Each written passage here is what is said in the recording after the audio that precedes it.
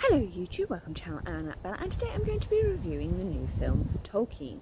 The film Tolkien is about the early life and education of J.R. Tolkien, who is most famous for obviously writing The Lord of the Rings and The Hobbit, as well as several Elven languages and other works.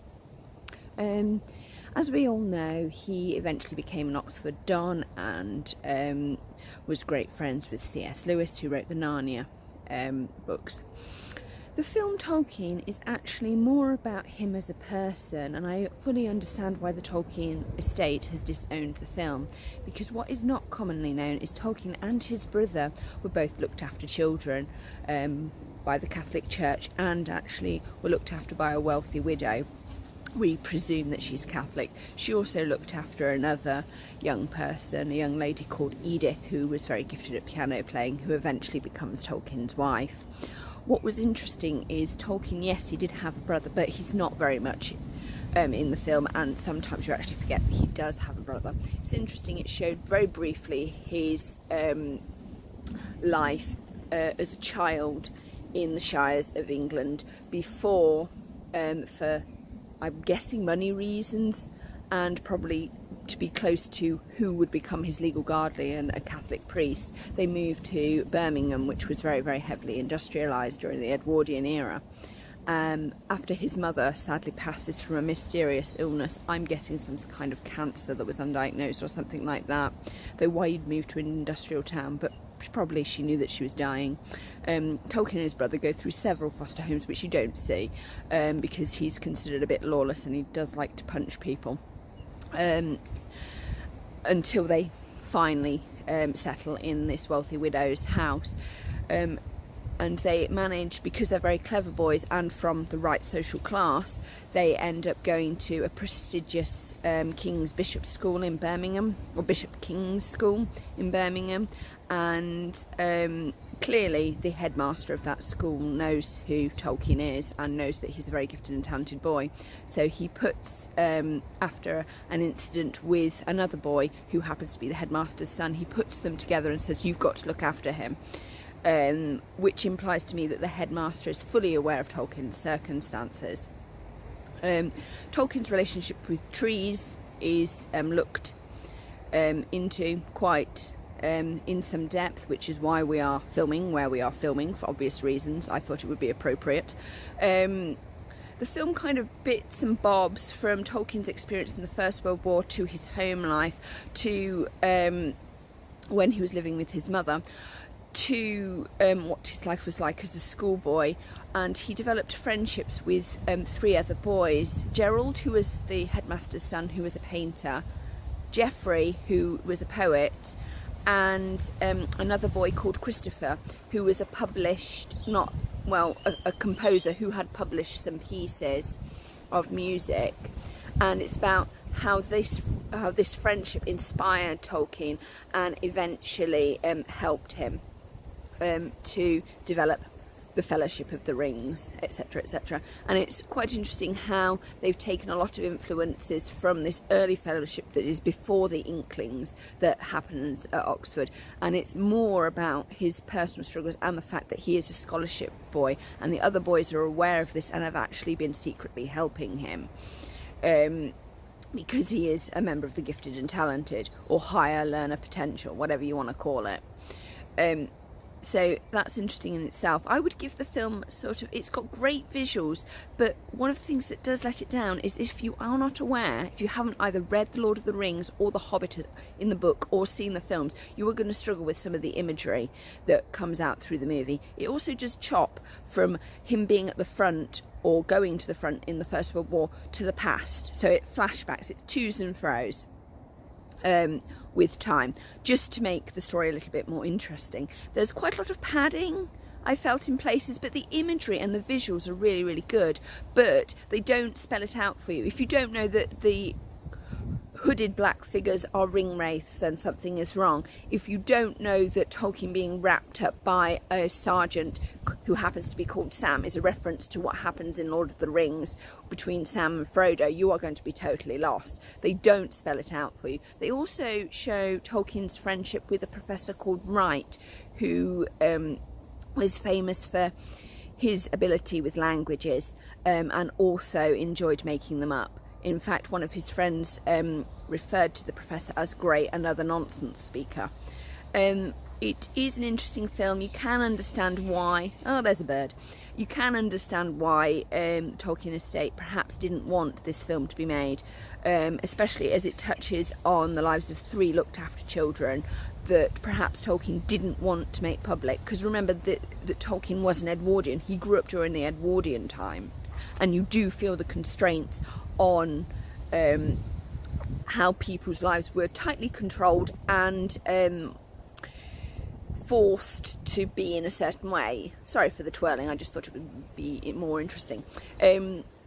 You also feel the fact that he had to choose between going to Oxford or marrying early with Edith, and actually he made the right choice of going to Oxford and then marrying Edith, but none of that was certain, because it was only when his legal guardian saw how Edith never left his side after he came back from the First World War that he allowed the match, because his legal guardian actually had legal guardianship over Tolkien and his brother until they were both 21. Tolkien's father is never seen, and the only brief mention is the whole family used to live in Africa, possibly doing something for the British Empire, and I don't know how they ended up in the English shires with mum being ill and suddenly having to get the priest to come. So either father had left them or died. It's not spelled out, and probably never will, because I doubt the Tolkien estate would want that to be made public. You do feel that yes, it's the right film, yes, it's quite windy, you do understand the reasons for it to be made, but they have said that Tolkien's reputation and the fame and the celebrity around him has become something of a monster, and I guess it's the same for C.S. Lewis. These things have become monstrous, and I mean, it's all right for writers like Philip Pullman, J.K. Rowling, G.R. Martin of Game of Thrones, Harry Potter, etc, etc, etc. Harry Potter for J.K. Rowling, obviously. Because they're alive and they can manage the celebrity and fame that goes alongside being an author, very much like Stephanie Meyer did with Twilight, and her book's host, because she has written other books, people. But it's interesting how these authors become mega famous, as well as famous for what they write. The same could be said for the writer of 50 Shades of Grey series, E.L. James. It is interesting that writers are no longer solely loved for their penmanship and the beauty of the pen, that there is this celebrity and fame that goes along with them now, and it's up to them how they choose to use it, as with all things. What was very nice and touching though about this film is it actually allowed Gerald, Geoffrey and Christopher to live again. And for what people don't understand about the First World War is a lot of boys joined up together as groups, particularly from the officer class. They would all go, and eventually there would be sort of only 1 or 2 come back, 2 being very severely injured, and then 1 coming back reasonably okay, well, as okay as you could be at the end of the First World War. Some of them didn't come back at all. Obviously it's First World War, a whole generation of men got literally wiped out, because they decided to walk across no man's land into machine gun fire, because that's what they were told to do. It is interesting, and I think it was particularly touching how Tolkien had to develop relationships with his friends' mothers to help him, because obviously he didn't have parents to do these things for him. He had to rely on the charity of others, and it's interesting to see how careful he was with money as well. It was nice to see Geoffrey and the fact that his poetry got published and Tolkien wrote a foreword for it.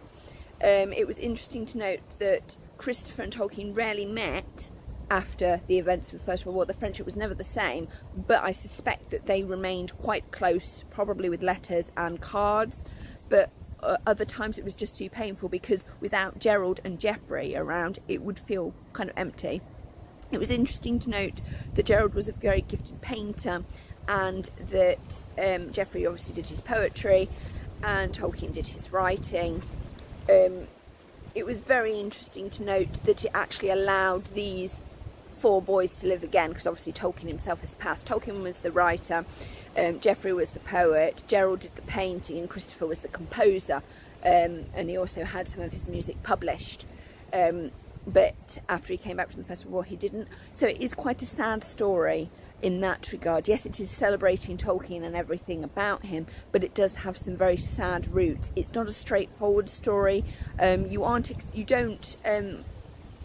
expecting, when you go to see a film about Tolkien, for it to be about 3 looked after children. His brother is sort of shoved off to one side. You don't really hear very much, but they were very lucky actually. Tolkien and his brother both survived the First World War, whereas loads of people didn't. So I think that is interesting. And there's one poignant scene where Tolkien is talking to Professor Wright, and they're sitting on a bench, and the First World War has just been announced, and Professor Wright, Tolkien stops and looks, and he's about to get up to join in with the celebration, and Professor Wright taps him and tells him to continue on reading his story to him, because both of them have got enough intelligence to realise that they're looking at what will be dead men, and these are Oxford and Cambridge very intelligent men that are going to be lost and wasted, and you can see that on Professor Wright's face. I thought that was a very poignant scene. There are some lovely poignant scenes in this. The visuals are great, but I am going to give it 3 stars because it's a bit bitty. It doesn't really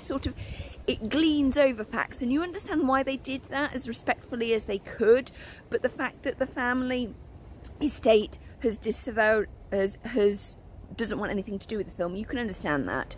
I hope you've enjoyed this review. Please like, comment and subscribe. I hope that you don't consider it spoiled with the spoilers, but I think it's interesting that the fact that it brings a lot of things back, like the social conventions, like Tolkien wasn't allowed to marry when he wanted, and people had to wear hats at certain times, and various things like that.